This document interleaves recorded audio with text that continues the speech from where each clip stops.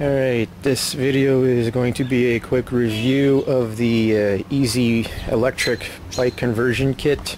This kit can be purchased at ebikes.ca. I did a lot of research and I found that they were the best option, and their customer service is actually very good. Any questions that you may have regarding this kit, or any other kit for that matter, ask them and they will be more than happy to help you.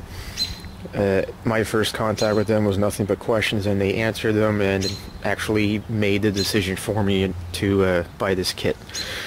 Now, the bike that I used is a CCM AX1. It is an older bike, obviously, and more or less one of the Walmart type bikes, but this bike has served me well over the past few years, and I figured this would be a good bike to use. Now, before installing this kit, I have done a few modifications to the bike. I added my own lighting system. There's the headlight there and the toggle switches that turn on the light, and there's a tail light on the back also, and I actually have turn signals. I know you're supposed to use the hand signals, but sometimes this is just easier. And the bike originally did not come with disc brakes on the front and back. I upgraded the wheels to include disc brakes and the calipers and everything. So it's pretty much completely modified by now. But the kit is the best part. Now, as far as the components for the kit, obviously the kit comes with the front wheel with the hub motor right there. You can see the torque arm that I installed. It might look a bit strange, but this is the only way that I could get this thing to work properly due to the way my forks are designed and whatnot, but it works. So everything is protected in case of axle spin out and all those other fun things. I did not end up using the tire that came with the wheel. I swapped it out for the original tire that I had on the bike so that it matches the back. I figured might as well use this, and when it's worn out then I'll use the other one. But yeah, it works really good. Now, I did upgrade the kit with the Cycle Analyst computer system. This thing will tell you a lot more than what the kit usually comes with, which is just a little battery indicator, I guess. And this will actually tell you your speed and distance and how much power is left in the battery, and plus a few other statistics that I really haven't quite figured out yet, but I'm sure they're useful for those who need them. The battery pack is on the back here. I already had a seat-mounted bike rack, which I ended up using as somewhat of a mount for my lighting system. You can see the control box right here. There's batteries and all that crap in there, and the battery controller for the eZee kit is actually on the other side. You can kind of see it there, but all the wiring is on this side over here. Well, most of it anyway. And all the connections for the kit are actually really good. They've got the heat shrink tubing over everything, so that it is basically weatherproof, as long as you don't submerge the bike in water, which I don't think most people will do. But yeah, really well designed kit. The battery has a key lock cylinder on it for turning it on and for opening the battery pack if you need to, but this thing has a warranty, so I don't recommend doing that unless the warranty is expired. Going on to the other side, you can see the battery controller and the rest of the wiring that I ended up running to the front of the bike with zip ties. The kit comes with several zip ties, but I ended up going through all of them, and I then decided to redo the wiring system, so I ended up getting more zip ties and just rerouting a few things and changing a few things just to make sure the wires don't get crushed every time I turn. There's a throttle right here, which is thumb control. The kit normally comes with a grip throttle, which is to be mounted here, but since my bike has the grip type shifters, which I really like, I couldn't use the throttle, which would end up taking up this entire space. So I requested the thumb throttle, which performs pretty nice. It's a little stiff the way that I have it mounted, so it kind of sticks, but it still works pretty good.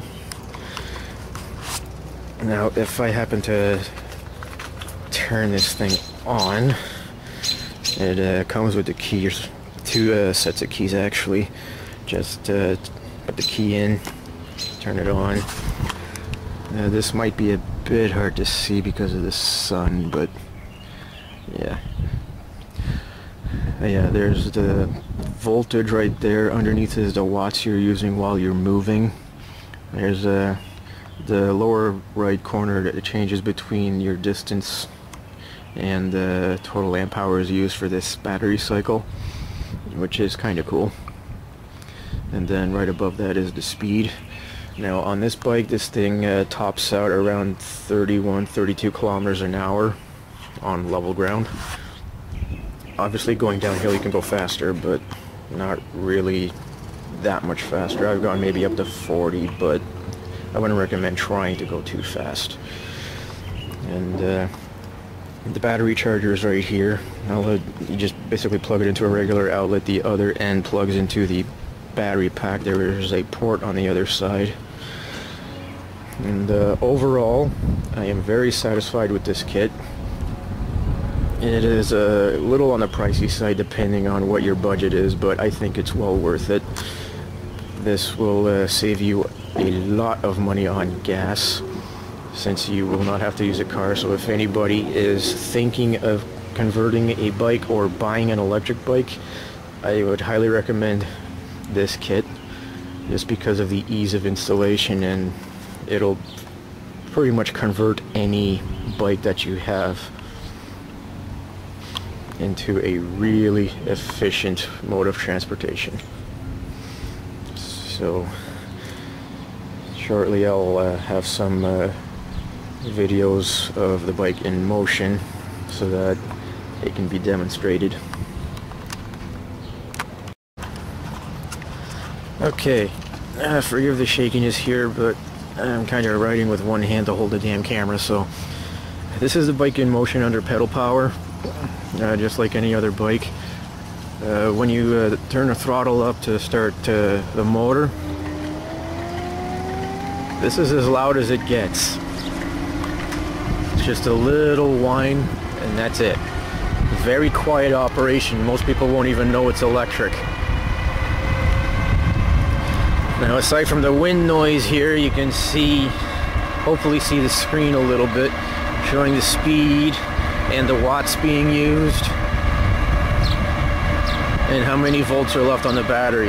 Now, when the battery gets too low, the motor will not run the bike, obviously, just to protect the battery from being drained.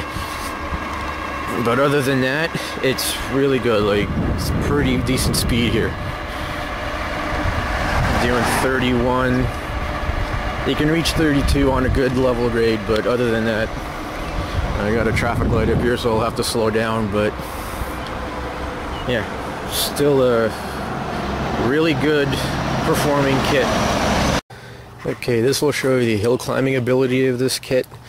The hill I'm going to go up is right here. It's not that big, but it'll still demonstrate this very well. For going up most hills, I would recommend pedaling to assist the motor. Otherwise, you will be draining the battery a lot faster than you will want to be. So, like, the kit can pull you up a hill by itself, but you can just pedal to help it along, and it'll conserve your battery, help prolong the range. So get started here with under pedal power, and then I'll let the kit do the rest for this one. But yeah, pedal up the hill to help it.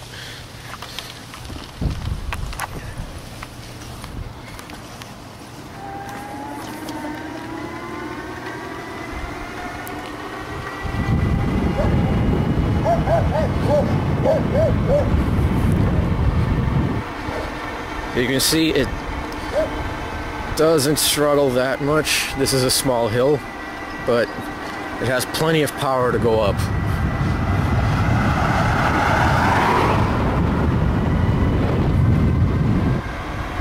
We got another hill.